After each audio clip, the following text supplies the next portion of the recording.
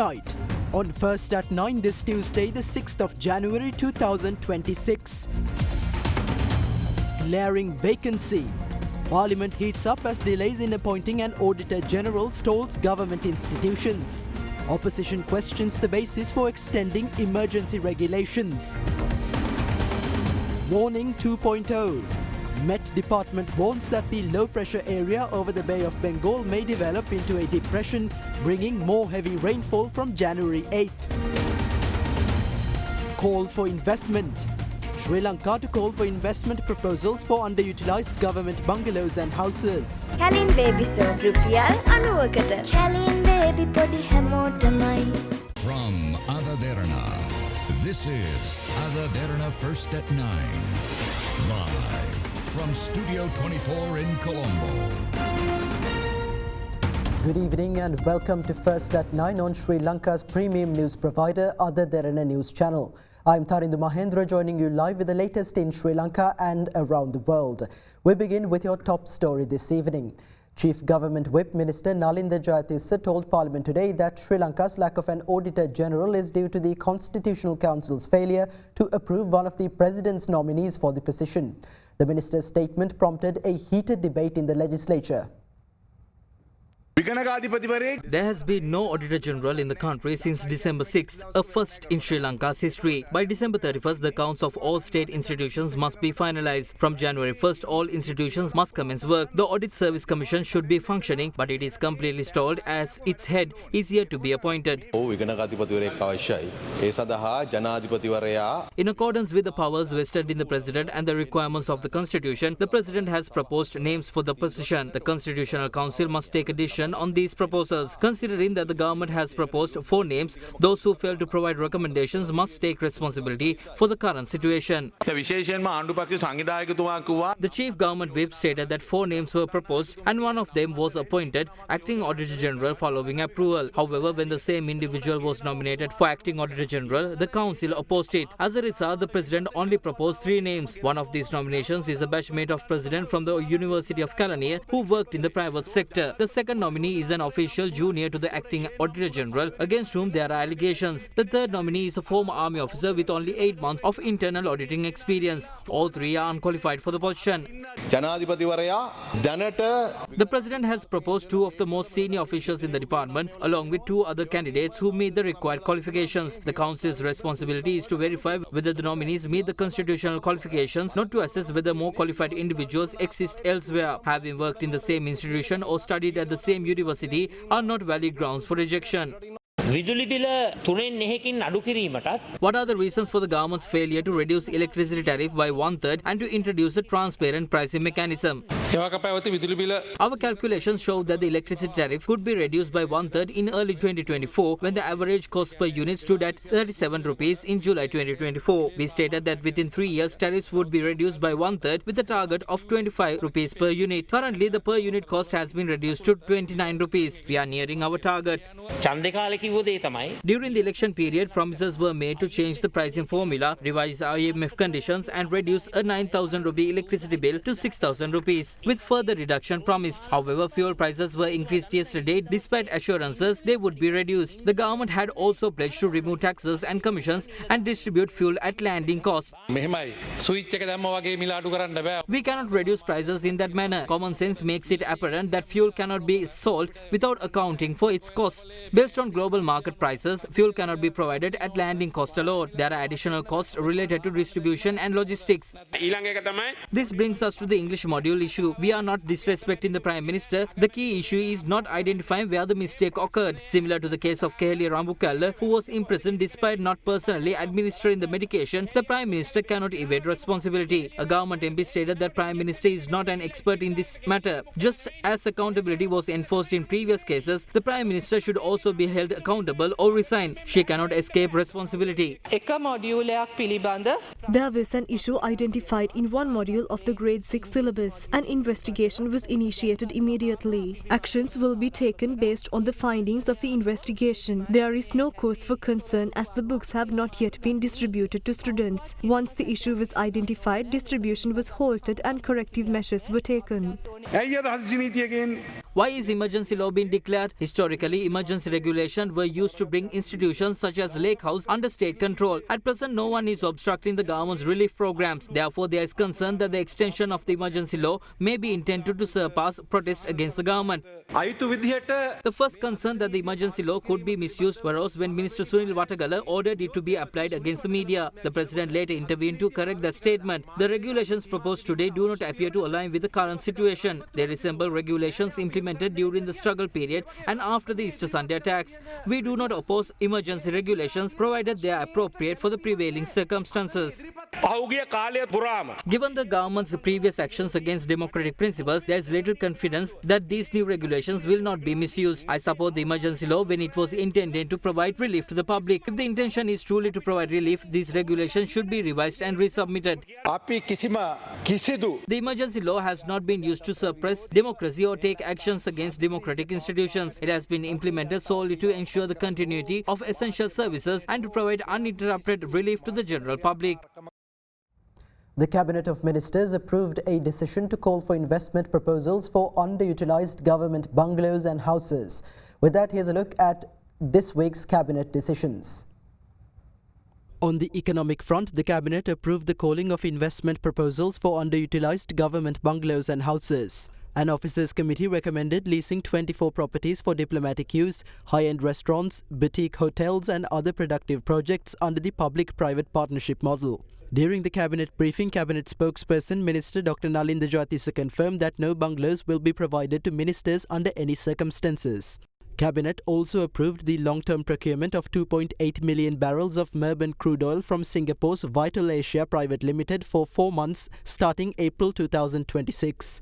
In education, the Cabinet approved the signing of several 5-year memoranda of understanding between Sri Lankan universities and foreign institutions covering academic research, student exchanges and joint seminars. The agreements include collaboration between the Bhikshu University of Sri Lanka and Mahamakut Buddhist University in Thailand, the Bhikshu University and Nalanda Institute in Indonesia, and the University of Colombo and SGH Warsaw School of Economics in Poland.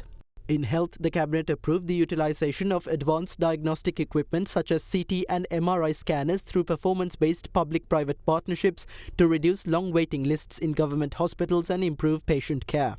On agriculture and nutrition, ministers approved a project to build a resilient, high-quality, maize-based food system to strengthen the Triposha program, funded with a $10 million grant from the Korean International Cooperation Agency, benefiting 7,500 farmers across Anuradhapura, Monaragala and Badulla.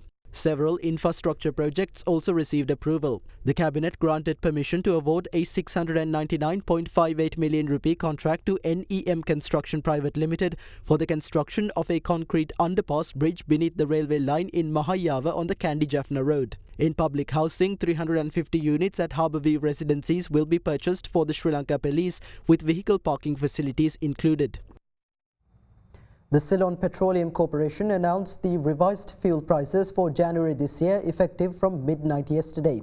Accordingly, the prices of 95-octane petrol, auto diesel and super diesel have been increased.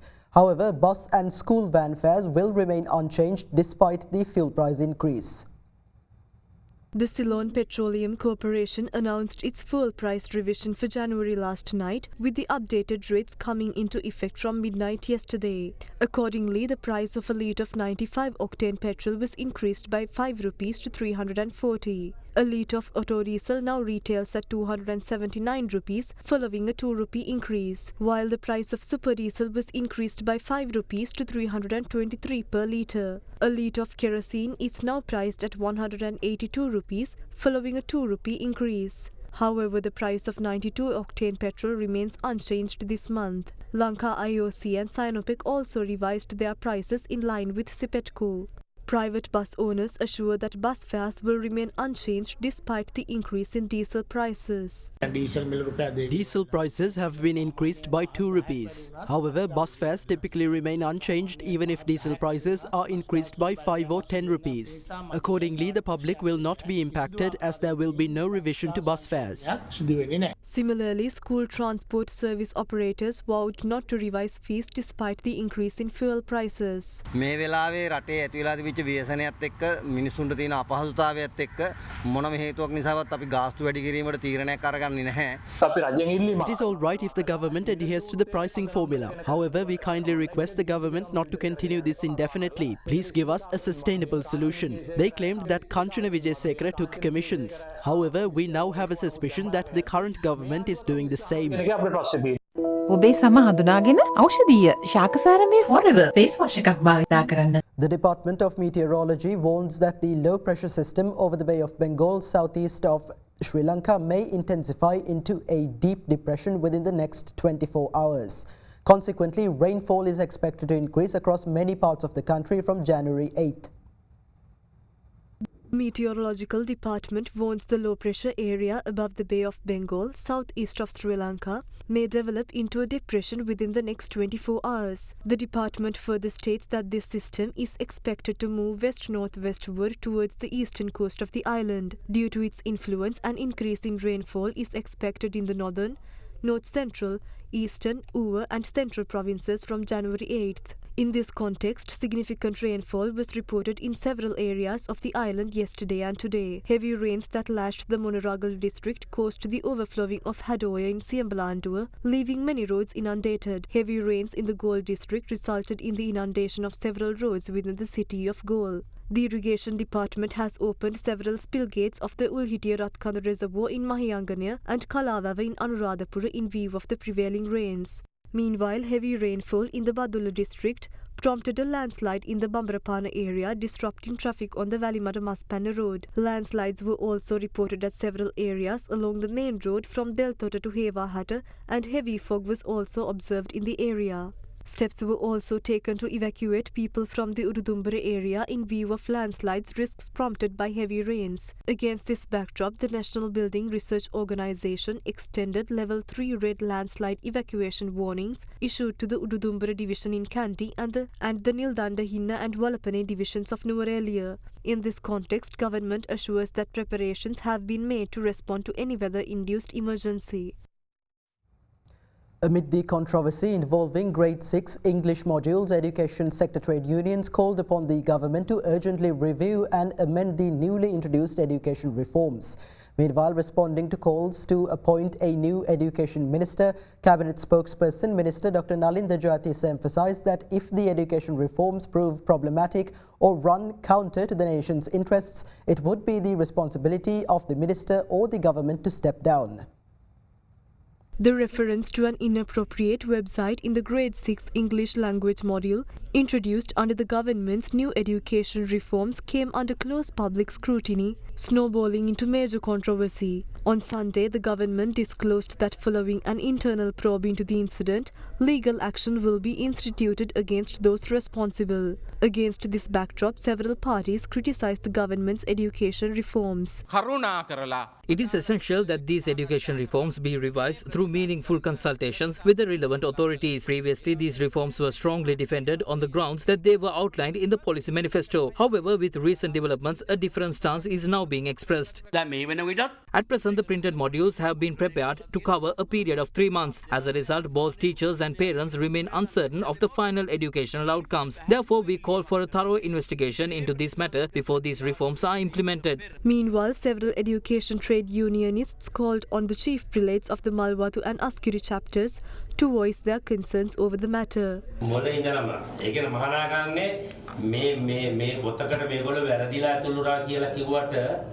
මේක වැරදීමක් නෙවෙයි මහානායකයන්.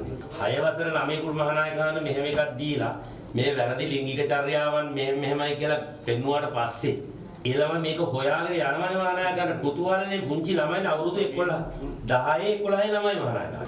මහානායකයන් හතර නමම එහෙම එහෙම වහම නතර කරලා ඔය ඔබවන්සේට පොඩ්ඩක් ඔය කරමු.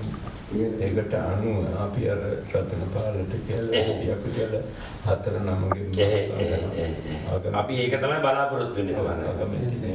Political factions too expressed views on the education reforms. ඉංජිනේරුවෙක් වැරද්දක් කරොත් If an engineer makes a mistake in constructing a building, it may soon collapse. Similarly, if a doctor makes a mistake, a patient's life could be at risk. In the education sector, however, errors affect an entire generation. This is why we must exercise caution and engage in careful discussion. Although 5,000 teachers have been trained, this information was not disclosed. It was an external party that brought the matter to light. Clearly, the government is taking the wrong approach. When the public raised concerns, I observed that the Prime Minister, in her capacity as the Education Minister, vowed to proceed despite any backlash. If a Prime Minister or other responsible government official refuses to acknowledge a mistake so obvious, that indicates the potential collapse of the education sector. Therefore, it falls upon the President to decide whether a new Education Minister should be appointed. The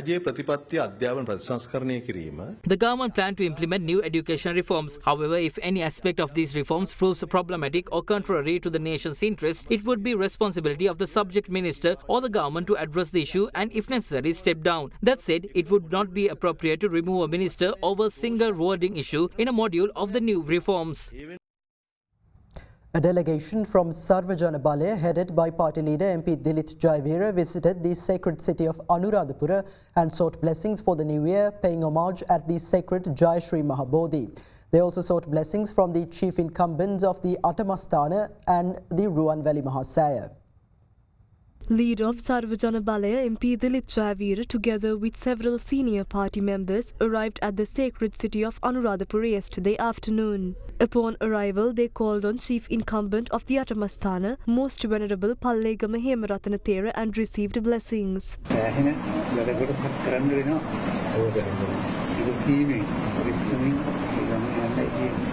ඉතින් අපි ඔබ තේරුම් අරගෙන ඉන්නේ උත්සාහයෙන් අපි හිතනවා මේක අපේ යුතුයකමක් වගකීමක් පරිමාකාරයෙන් ඉෂ්ට කරන තමයි බලාපොරොත්තු වෙන්නේ ආධුනික ස්ථාන වලට උදව් කරන්න. ඔව් අපි දැන් අපි ඔව් ගොඩක් කරා දැන් අපි උදව් කරගෙන යනවා දිගටම උත්තන්තම මොනිටර් මොඩේක කරන්න ඕනේ නේද? ඒක උත්සාහයෙන් කොහොමද අපි දැන් හිතන්නේ මේ අපේ සભ્યත්වයට එල්ල වෙන අභියෝගය අපි බලාපොරොත්තු වෙන වැඩි ගොඩක් විශාලයි.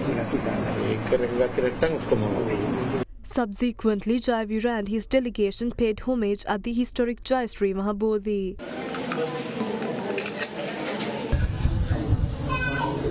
Thereafter, the group called on chief incumbent of the Ruan Valley Mahasaya, Venerable Ithalavattunuwave Gnanatilaka Thera, and invoked blessings. Afterwards, they observed religious rites at the Ruan Valley Mahasaya. During his visit to Sri Sambuddha Jayanti Vihare in Anuradhapura, MP Dilith Jayavira met with chief incumbent Venerable Nugathanne Pannyananda Thera and engaged in a brief discussion.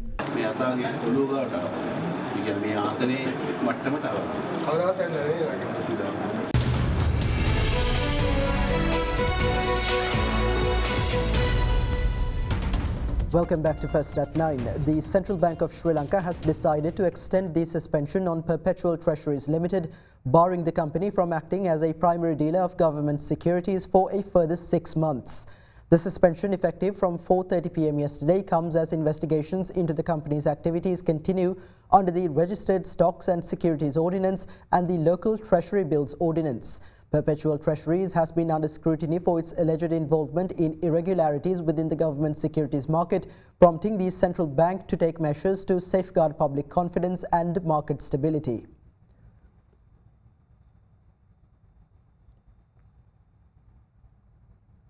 Gold prices continue to rise globally following the US capture of Venezuelan President Nicolas Maduro. Accordingly, the price of gold in Asian markets was recorded at $4,461 per ounce today. Gold prices in Sri Lanka have increased by 3,000 rupees in comparison with global rates. Accordingly, a 22-carat gold sovereign at the Peta Gold Market, which stood at 327,500 rupees as of January 1st, increased to 337,600 this morning. Meanwhile, the price of a pound of 24-carat gold, which was 354,000 rupees on January 1st, rose to 365,000 today. The Colombo Bourse maintained positive momentum today as well as a result of price gains in counters such as Colombo Dockyard, Carson Cumberbatch and ACL Cables. The benchmark ASPI gained 1.21% to close at 23,292.91, while the more liquid S&P Sri Lanka 20 increased by 2.19% to end the day at 6,363.85. Market turnover was 6.594 billion rupees. Foreign participation in market activity remained at subdued levels, with foreigners closing as net sellers, offloading shares worth 7 million rupees. With that, here's a look at today's rupee exchange rates.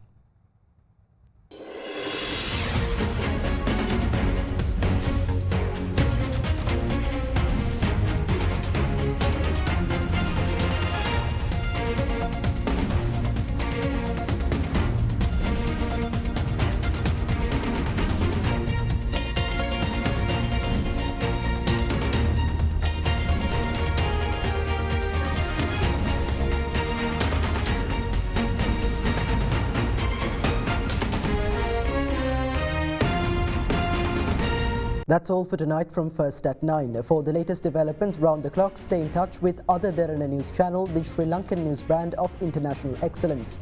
Thank you for joining. Have a great night.